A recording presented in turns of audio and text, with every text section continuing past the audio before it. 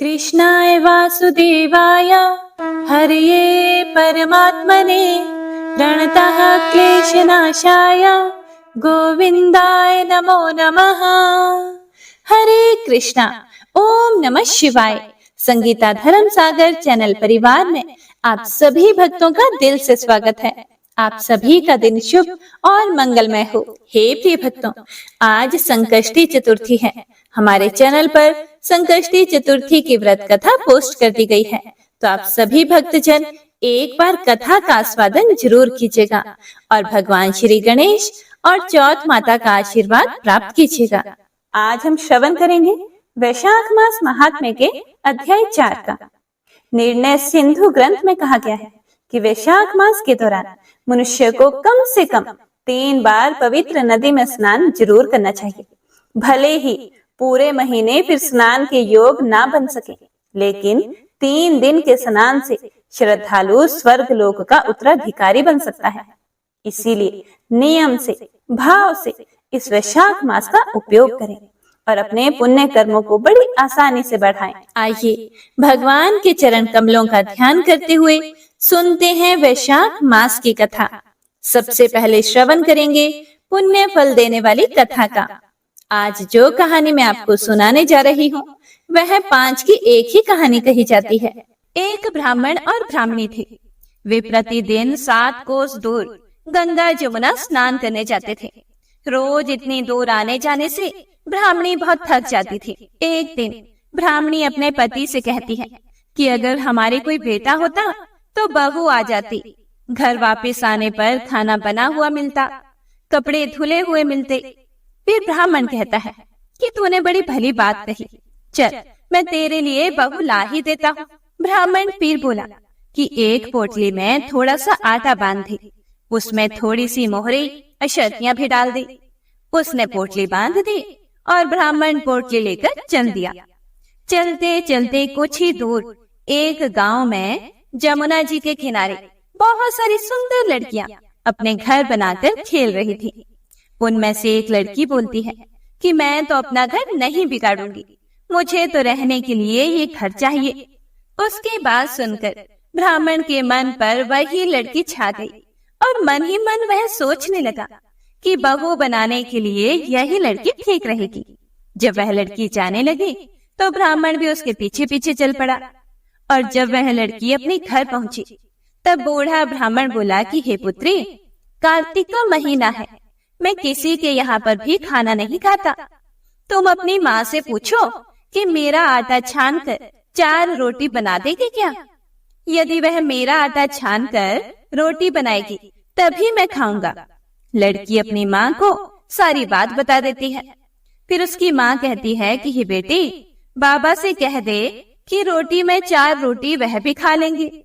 लेकिन लड़की कहती है कि नहीं माँ, बाबा ने कहा है कि मेरा आटा छान कर बनाओगी तभी वह खाएंगे। तब उसकी माँ कहती है कि ठीक है, जा बाबा से कह दे कि वह अपना आटा दे दे। उसने आटा छाना तो उसमें से मोहरी अशर्फियां निकली। वह सोचने लगी कि जिसके आटे में इतनी मोहरी और अशर्फियां हैं, उसके घर में ना जाने कितनी होंगी। जब ब्राह्मण रोटी खाने बैठा तो लड़की की माँ बोली, हे बाबा, तुम लड़के की सगाई करने जा रहे हो क्या? बाबा बोला कि मेरा लड़का तो काशी बनारस पढ़ने गया हुआ है, लेकिन अगर तुम कहो तो मैं खांड कटोरे से तेरी बेटी को ब्याह कर साथ ले जाऊं। लड़की की माँ बोली कि ठीक है बाबा, और वह उसके साथ ब्याह कर लाया। घर आकर वह बोला, रामो की माँ, दरवाजा खोल कर देख, मैं तेरे लिए बहू लेकर आया हूँ, आकर बहू का स्वागत सत्कार कर। फिर अंदर से ब्राह्मणी बोली कि दुनिया ताने मारती थी, अब तो भी मार ले। हमारे तो 7 जन्म तक कोई बेटा बेटी नहीं है, तो बहू कहाँ से आएगी? ब्राह्मण बोला, ना, तू दरवाजा तो खोल। ब्राह्मणी ने दरवाजा खोला तो सामने बहू खड़ी देखी। तब वह आदर सत्कार से बहू को अंदर ले गई। अब जब ब्राह्मण ब्राह्मणी नहाने जाते तो बहू घर का सारा काम करके रखती, खाना बनाती और सास ससुर के कपड़े धोती और रात में उनके पैर दबाती। इस तरह से काफी समय बीत जाता है। सास बहू को सीख देती है कि बहू, चूल्हे की आग ना बुझने देना और मटके का पानी भी खत्म मत होने देना। एक दिन चूल्हे की आग बुझ गई। बहू भागी भागी पड़ोसन के घर गई और उसे बोली कि मुझे थोड़ी सी आग दे दो, मेरे चूल्हे की आग बुझ गई है। मेरे सास ससुर सुबह 4 बजे से बाहर गए हुए हैं और वे थके हारे वापिस आएंगे। मुझे उनके लिए खाना बनाना है। यह सुनकर उसकी पड़ोसन बोली, अरे तू तो बावली है, तुझे तो ये दोनों मिलकर पागल बना रहे हैं। इनका ना तो कोई बेटा है और ना ही कोई बेटी। बहू बोली, नहीं नहीं, आप ऐसा मत बोलो, क्योंकि इनका बेटा काशी बनारस पढ़ने गया है। पड़ोसन फिर से बोली, अरे तुझे ये झूठ बोलकर लाए हैं, इनका कोई भी बेटा नहीं है। अब बहू पड़ोसन की बातों में आ गई और कहने लगी कि अब आप ही बताओ मैं क्या करूं। पड़ोसन कहने लगी, करना क्या है, जब सास ससुर आए तब जली फूंकी रोटी बना देना, अलूनी पलूनी दाल बना देना, खीर की कड़छी दाल में और दाल की कड़छी खीर में डाल देना। बहू पड़ोसन की सारी सीख लेकर अपने घर आ गई और जैसा पड़ोसन ने बताया वैसा ही उसने किया। जब सास ससुर घर आए तब भूखों का कोई आदर सत्कार बहू ने नहीं किया और ना ही उनके कपड़े धोए। जब सास ससुर को खाना दिया तो सास बोली, बहू ये जली फूंकी रोटी क्यों है और दाल भी अलूनी है। बहू पलटकर जवाब देती है कि आज यही खाओ। अगर एक दिन ऐसा खाना खा भी लिया तो आपका क्या बिगड़ जाएगा, मुझे तो जीवन भर ही अनूठी रहना है। बहू की बातें सुनकर सास बोली कि आज तो बहू ने अच्छी सीख नहीं सीखी है। अब बहू फिर से पड़ोसन के घर भागती है और उससे कहती है कि अब आगे बताओ मुझे क्या करना है। पड़ोसन बोली कि अब तुम 7 कोठों की चाबी मांग लेना। अगले दिन जब सास जाने लगी तो बहू अड़ गई कि मुझे तो 7 कोठों की चाबी चाहिए। तो ससुर कहने लगा कि हे भाग्यवान, इसे दे दो, इसे चाबी लाकर दे दो, आज नहीं तो कल चाबी इसे ही तो देनी है। हम आज हैं कल नहीं, इसीलिए चाबी इसे दे दो।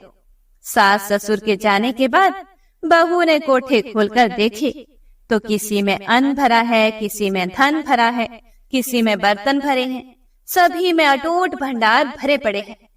जब बहू ने 7वां कोठा खोला तो उसमें महादेव जी, पार्वती माता जी, गणेश जी, लक्ष्मी जी, पीपल पथवारी, कार्तिक के ठाकुर, राई दामोदर, तुलसा जी का बेड़वा, गंगा जमुना बह रही है, 33 करोड़ देवी देवता विराजमान है और वहीं एक लड़का चंदन की चौकी पर बैठा माला जप रहा है।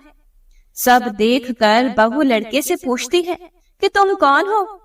फिर उससे लड़का बोला कि मैं तेरा पति हूँ, दरवाजा बंद कर दो, जब मेरे माता पिता आएंगे तभी खोलना। सारा नजारा देखकर बहू बड़ी खुश हुई और नाचने फिरने लगी।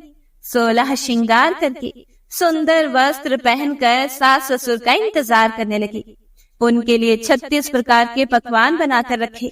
सास ससुर जब वापस आए तब उसने उनका बहुत आदर सत्कार किया, उनके कपड़े धोए, उनके पैर दबाए। बहू सास के पैर दबाते हुए कहने लगी कि मां जी, आप इतनी दूर 12 कोस की यात्रा करके गंगा जमुना का स्नान करने जाती हो, थक जाती हो, तो आप घर में ही स्नान क्यों नहीं करती हो। बहू की बात सुनकर सास बोली कि भला गंगा जमुना भी घर में बहा करती है क्या।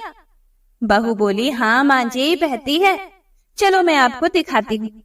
उसने 7वां कोठा खोलकर दिखाया तो उसमें गणेश जी, लक्ष्मी जी, महादेव जी, माता पार्वती, पीपल पथवारी माता लहरा रही है, तुलसा जी लहरा रही है, कार्तिक के ठाकुर, राई दामोदर, गंगा जमुना बह रही है, 33 करोड़ देवी देवता विराजमान है और वहीं तिलक लगाए चंदन की चौकी पर एक लड़का माला जप रहा है। फिर माँ ने कहा कि तुम कौन हो। लड़का बोला, माँ मैं आपका बेटा हूँ। बुढ़िया माई फिर से बोली कि तुम कहाँ से आए हो। लड़के ने कहा, मुझे कार्तिक देवता ने भेजा है।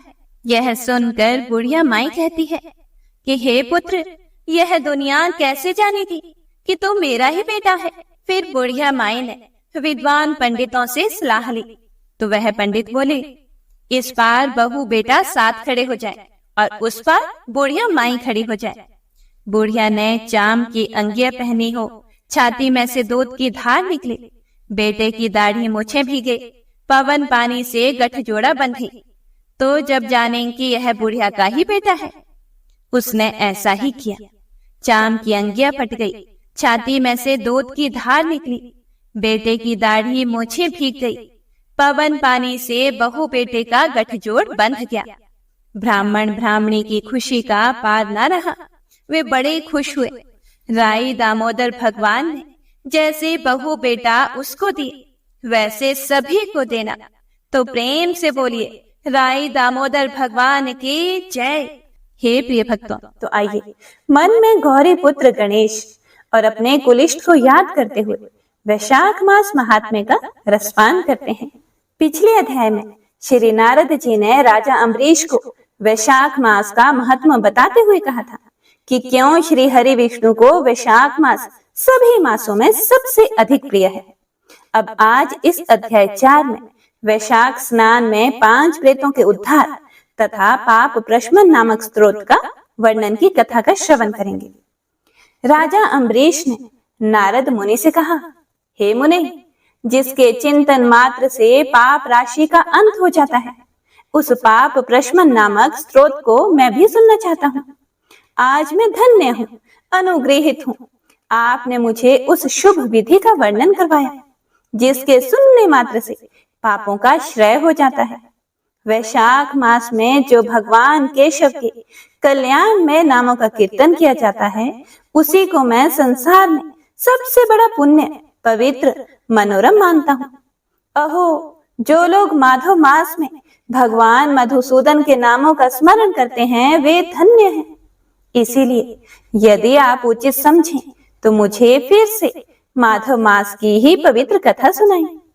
श्री सूत जी महाराज कहते हैं, राजाओं में श्रेष्ठ हरि भक्त अम्बरीश का वचन सुनकर नारद मुनि को बड़ी ही प्रसन्नता हुई। यद्यपि वे वैशाख स्नान के लिए जाने को अधीर थे, तथापि सत्संग में आनंद आने के कारण वहीं रुक गए और राजा से बोले, हे राजन, मुझे ऐसा जान पड़ता है कि यदि 2 व्यक्तियों में परस्पर भगवत कथा संबंधी सरस वार्तालाप छिड़ जाए तो वह अत्यंत विशुद्ध अंतःकरण को शुद्ध करने वाला होता है।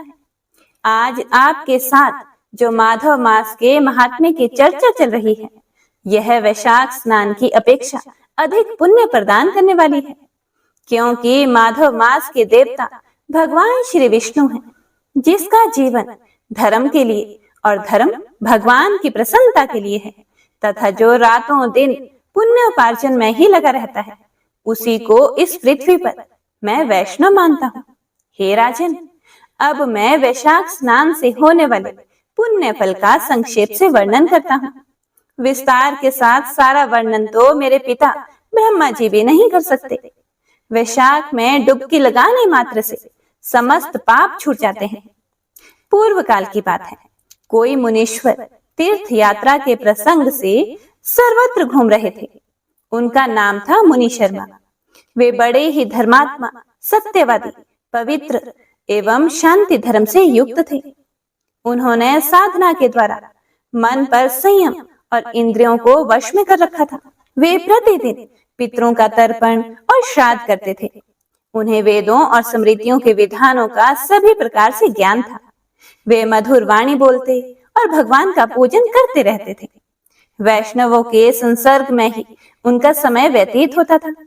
वे तीनों कालों के ज्ञाता, मुनि, दयालु, अत्यंत तेजस्वी, तत्वज्ञानी और ब्राह्मण भक्त थे। वैशाख का महीना था। मुनि शर्मा स्नान के लिए नर्मदा के किनारे जा रहे थे। उसी समय उन्होंने अपने सामने 5 पुरुषों को देखा जो कि भारी दुर्गति में फंसे हुए थे।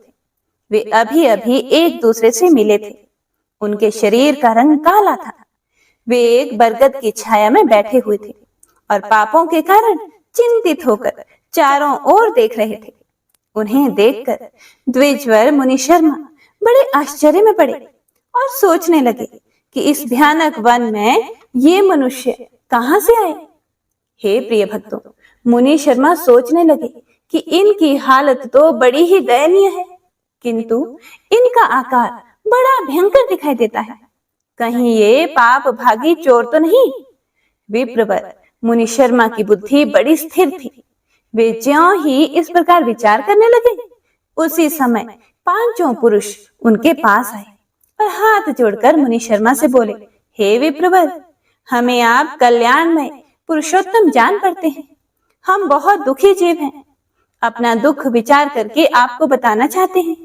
हे द्विजराज, आप कृपया करके हमारी दुख भरी कथा सुने, क्योंकि साधु पुरुष अपनी दृष्टि मात्र से पीड़ितों की पीड़ाएं हर लेते हैं।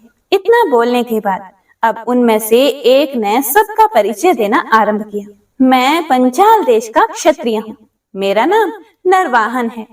मैंने मार्ग में मोहवश बाण द्वारा एक ब्राह्मण की हत्या कर डाली। मुझसे ब्रह्म हत्या का पाप हो गया है।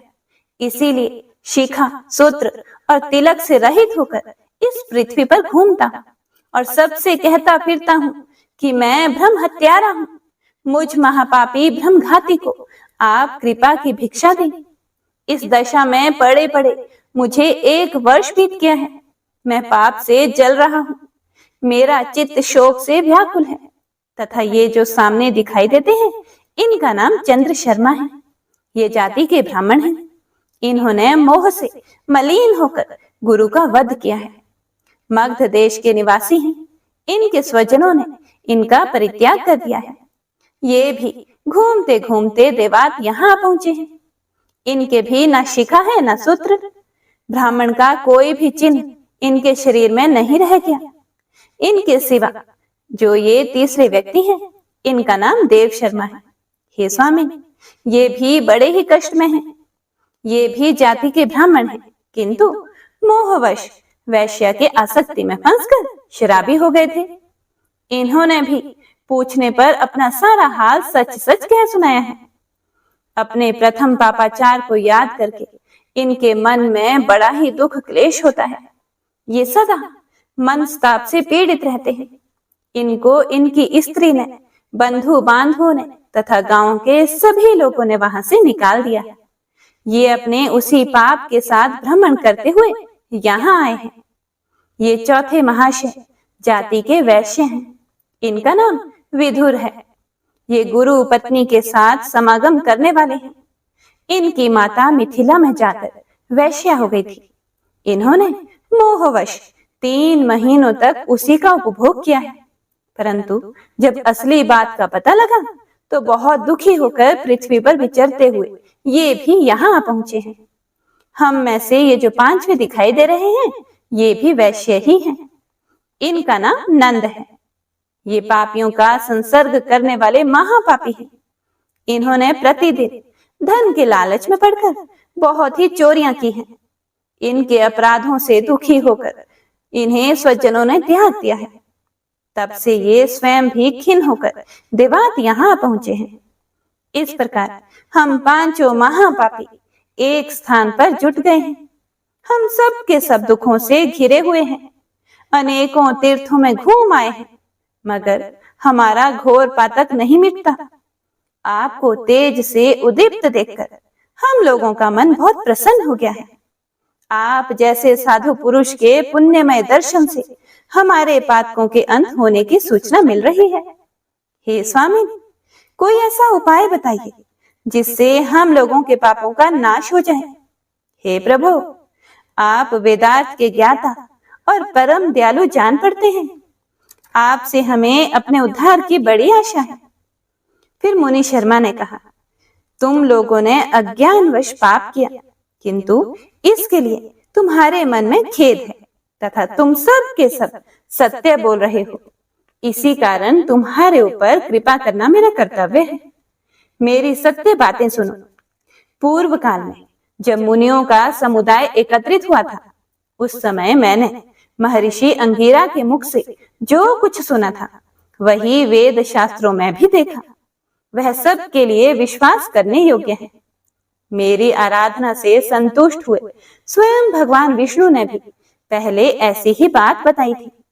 वह इस प्रकार है, भोजन से बढ़कर दूसरा कोई तृप्ति का साधन नहीं है, पिता से बढ़कर कोई गुरु नहीं है, ब्राह्मणों से उत्तम दूसरा कोई पात्र नहीं है, तथा भगवान विष्णु से श्रेष्ठ दूसरा कोई देवता नहीं है।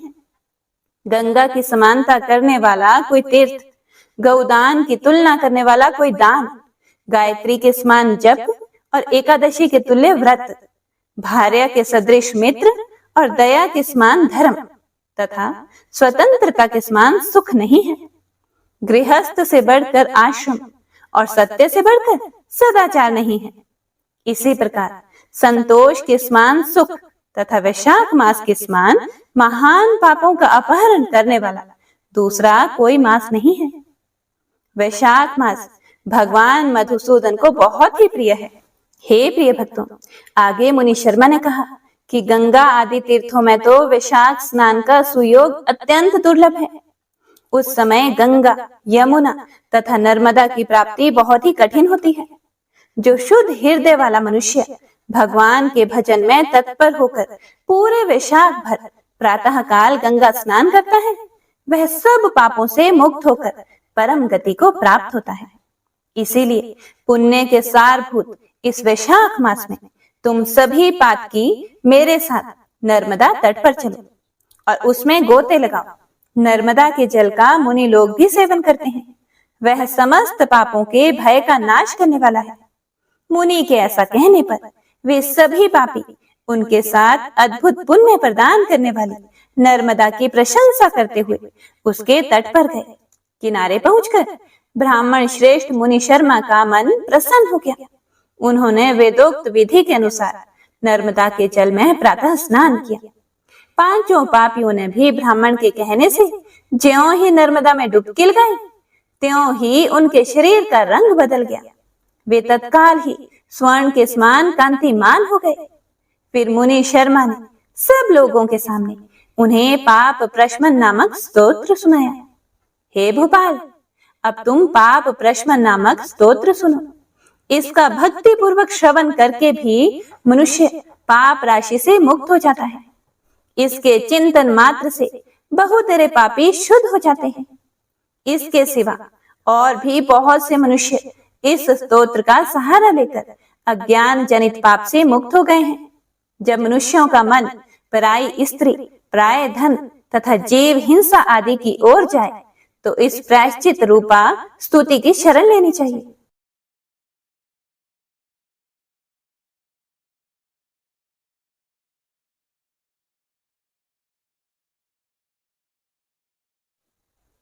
हे राजन, इस स्तोत्र के श्रवण मात्र से पूर्व जन्म तथा इस जन्म के किए हुए पाप भी तत्काल ही नष्ट हो जाते हैं।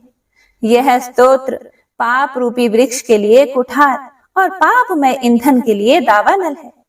पाप राशि रूपी अंधकार समूह का नाश करने के लिए यह स्तोत्र सूर्य के समान है। मैंने संपूर्ण जगत पर अनुग्रह करने के लिए इसे तुम्हारे सामने प्रकाशित किया है।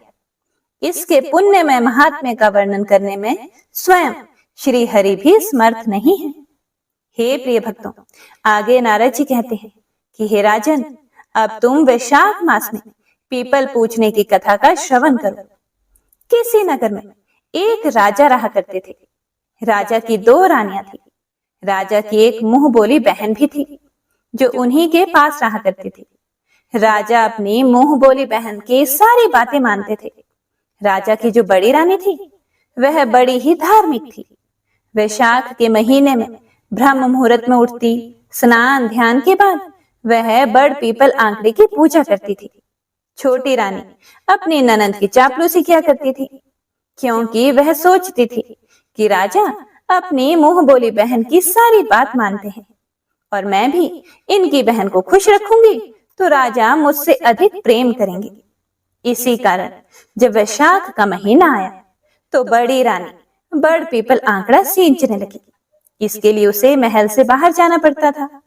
छोटी रानी यह सब देखकर ननंद के पास गई और बोली कि भाई साहब, बड़ी रानी पता नहीं क्या जादू टोना करती है। दिन भर महल से बाहर रहती है। इस प्रकार वह बहन अपने भाई राजा के पास जाकर बोली कि भाई, बड़ी रानी बड़ पीपल तथा आंकड़े की पूजा से जादू टोना करती है। आप सारे बड़ पीपल आंकड़े कटवा दो, जिससे वह जादू टोना नहीं कर सके। राजा ने अपनी बहन की बात मानकर अपने नौकर को भेजकर नगर के सारे बड़ पीपल कटवा दिए। यह सब बड़ी रानी को पता चला तो उसे बड़ा ही दुख हुआ। समय बीतता गया। जब दोबारा वैशाख का महीना आया तो बड़ी रानी वैशाख रविवार का व्रत करने लगी। उसने चूरमे के लड्डू बनाए। एक थाली में मौली, चावल, कुमकुम, कच्चा सूत, दीपक, गुड़, जल की झारी, मेहंदी, काजल, चीर अर्थात कपड़ा, पूजा की सारी सामग्री ली और बड़ पीपल आंकड़े की पूजा करने के लिए महल से बाहर निकल गई। पूरे नगर में घूमी, किंतु उन्हें कहीं भी बड़ पीपल आंकड़ा दिखाई नहीं दिया। तो वह घूमते घूमते जंगल की तरफ निकल गई। वहां से उन्हें पत्थर के नीचे दबा हुआ एक छोटा सा आंकड़े का पौधा दिखाई दिया। उसे देखकर वह बहुत खुश हुई। वहीं बैठकर आंकड़े की पूजा करना शुरू कर दिया। घी का दीपक जलाया, आंकड़े में झारी से जल सींचा, कुमकुम, चावल, मौली, काजल, गुड़ चढ़ाकर चूरमे के लड्डू का भोग लगाया, कच्चा सूत बांधकर कपड़ा उड़ाया। रानी ने राजा और प्रजा की खुशहाली की प्रार्थना की। इसके बाद वह अपने महल में लौट आई। समय बीतता गया। राजा को शिकार खेलने का बहुत ही शौक था। इसी प्रकार एक दिन वह शिकार खेलने के लिए निकले। ज्येष्ठ का महीना आ गया था। बहुत तेज धूप थी। कोई शिकार भी नहीं मिल रहा था। राजा के सेवकों के पास जो कुछ भी खाने को था वह सब खत्म हो चुका था। पीने के लिए पानी भी नहीं बचा था। वे सभी तेज गर्मी में भूख और प्यास से बेहाल हो गए थे। राजा ने अपने सिपाहियों को आदेश दिया कि पेड़ पर चढ़कर देखो जरा आसपास कोई जल का स्रोत तो नहीं। सिपाही ने पेड़ पर चढ़कर देखा तो कुछ दूरी पर उसे पक्षी उड़ते हुए तथा कुछ जानवर आसपास ही घूमते हुए दिखाई दिए। फिर सिपाहियों ने राजा से कहा कि हे महाराज, कुछ ही दूरी पर पशु पक्षी उड़ते हुए दिखाई दे रहे हैं, वहां हमें पानी मिल सकता है। राजा अपने सिपाहियों के साथ उस स्थान पर पहुंचे। वहां घने आंकड़े का पेड़ और तालाब था। रानी ने जिस आंकड़े में जल सींचा था, भगवान विष्णु की कृपा से वही आंकड़ा घना हो गया था और जल का तालाब बन गया था। राजा और उसके सिपाहियों ने शीतल पानी पीकर अपनी प्यास बुझाई। घोड़े को भी पानी पिलाया। फिर राजा ने देखा कि वहां आंकड़े के पेड़ के पास चूरमे के लड्डू पड़े थे। उनको भूख तो लगी हुई थी, इसीलिए उन्होंने वह लड्डू खाए और अपनी भूख शांत की। पर चूरमा खत्म ही नहीं हुआ। सबको बड़ा आश्चर्य हुआ। सबने कहा, किसी की श्रद्धा भक्ति के पुण्य प्रताप से हमें यहाँ भोजन व पानी मिलता है। फिर थोड़ी देर बाद आराम करने के बाद वे सभी महल लौट आए। राजा ने अपनी दोनों रानियों से पूछा कि तुम दोनों में से किसने आंकड़े की पूजा की? छोटी रानी ने मना कर दिया। फिर बड़ी रानी ने कहा कि मैं वैशाख के महीने में बड़ पीपल आंकड़े की पूजा करती हूँ, परंतु इस बार आपने बाईसा और छोटी रानी के कहने से सारे बड़ पीपल कटवा दिए थे। मुझे जंगल में छोटा सा आंकड़ा दिखाई दिया था तो मैंने उसकी पूजा की। अब राजा को सद्बुद्धि आ गई। पूरे नगर में ढिंडोरा पिटवा दिया गया कि वैशाख के महीने में सभी श्रद्धालु अपनी श्रद्धा अनुसार बड़ पीपल आंकड़े में जल सींचे और उनकी पूजा करें। वे सबके दुखों को दूर करेंगे, समृद्धि ऐश्वर्य का आशीर्वाद देंगे और सभी के कष्टों को दूर करेंगे। तो प्रेम से बोलिए विष्णु भगवान की जय। हे प्रिय भक्तों, देखिए हम सब कितने भाग्यशाली हैं। तभी वैशाख मास में स्नान कर पा रहे हैं और यह महात्म्य सुन पा रहे हैं। अब बस थोड़ा प्रयत्न करके अपने पुण्य कर्मों को हमें और अधिक बढ़ाना है, क्योंकि हमें पता है कि जीवन क्षण भंगुर है, अभी है और अभी नहीं। और जब हमें अगली घड़ी का भी पता नहीं कि क्या हो जाए और क्या नहीं, तो क्यों ना इस शरीर का उपयोग करके सभी कर्मों के बंधन से अभी मुक्ति पा ली जाए। अगर आपको मेरी यह बात सही लगे तो इसका सबसे आसान रास्ता है नाम जप करना। याद रखिए, कलयुग केवल नाम धारा, सिर्फ नाम जप करके भक्ति, प्रेम, मुक्ति, शक्ति सब पाया जा सकता है। इसीलिए प्रेम से, मन से, भाव से, हर सांस के साथ जाप करते रहिए। हरे कृष्ण कृष्ण कृष्ण हरे हरे, हरे राम राम राम हरे हरे। ओम नमो नारायणाय। श्री विष्णु सुनिए विनय, सेवक की चित लाए। कीरत कुछ वर्णन करूं, दीजिए ज्ञान बताए। नमो विष्णु भगवान खरारे, कष्ट नशावन अखिल बिहारी। प्रबल जगत में शक्ति तुम्हारी, त्रिभुवन फैल रही उजियारी। सुंदर रूप मनोहर सूरत, सरल स्वभाव मोहनी मूरत। तन पर पीतांबर अति सोहत, बैजंती माला मन मोहत। शंख चक्र कर गदा बिराजे, देखत दैत्य असुर दल भाजे। सत्य धर्म मद लोभ न गाजे, काम क्रोध मद लोभ न छाजे। संत भक्त सज्जन मन रंजन, धनुज असुर दुष्टन दल गंजन। सुख उपजाए कष्ट सब भंजन, दोष मिटाए करत जन सज्जन। पाप काट भव सिंधु तारण, कष्ट नाश कर भक्त उबारण। करत अनेक रूप प्रभु धारण, केवल आप भक्ति के कारण। धरणी धेनु बन सुमिहि पुकारा, तब तुम रूप राम का धारा। भार उतार असुर दल मारा, रावण आदिक को संहारा। आप वराह रूप बनाया, हिरण्याक्ष को मार गिराया। धर्म तस्य तन सिंधु बनाया, 14 रत्नन को निकलाया। अमिलख असुरन द्वंद्व मचाया, रूप मोहनी आप दिखाया। देवन को अमृत पान कराया, असुरन को छवि से बहलाया। कूर्म रूप धर सिंधु मझाया, मंद्राचल गिरि तुरंत उठाया। शंकर का तुम फंद छुड़ाया, भस्मासुर को रूप दिखाया। वेदन को जब असुर डुबाया, कर प्रबंध उन्हें ढूंढवाया। मोहित बन कर खल ही नचाया, उसी ही कर से भस्म कराया। असुर जलंधर अति बलदाई, शंकर से उनकी नहीं लड़ाई। हार पार शिव सकल बनाई, कीन सती से छल खल जाए। सुमिरन कीन तुम्हें शिवरानी, बतलाई सब विपत कहानी। तब तुम बने मुनीश्वर ज्ञानी, वृंदा की सब सुरति बुलानी। देखत 3 धनुष शैतानी, वृंदा आए तुम्हें लपटानी। हो स्पर्श धर्म क्षति मानी, हनासुर उर शिव शैतानी। तुमने ध्रुव प्रहलाद उबारे, हिरण्याकुशादिक खल मारे। गणिका और अजामिल तारे, बहुत भक्त भव सिंधु उतारे। हरहु सकल संताप हमारे, कृपा करहूँ हरि सिरजनहारे। देखूँ मैं निज दर्श तुम्हारे, दीन बंधु भक्तन हितकारे। चाहताप का सेवक दर्शन, करहूँ दया अपनी मधुसूदन। जानो नहीं योग्य जप पूजन, होए यज्ञ स्तुति अनुमोदन। शील दया संतोष सुलक्षण, विदित नहीं व्रत बोध विलक्षण। करहूँ आपका किस विधि पूजन, कुमति विलोक होत दुख भीषण। करहूँ प्रणाम कौन विधि सुमिरन, कौन भांति मैं करहूँ समरण। सुर मुनि करत सदा सेवकाई, हर्षित रहत परम गति पाए। दीन दुखीन पर सदा सहाय, निज जन जान लेवा पनाई। पाप दोष संताप नशाओ, भव बंधन से मुक्त कराओ। सुख संपत्ति दे सुख उपजाओ, निज चरणन का दास बनाओ। निगम सदा ये विनय सुनावे, पढ़े सुने सो जन सुख पावे।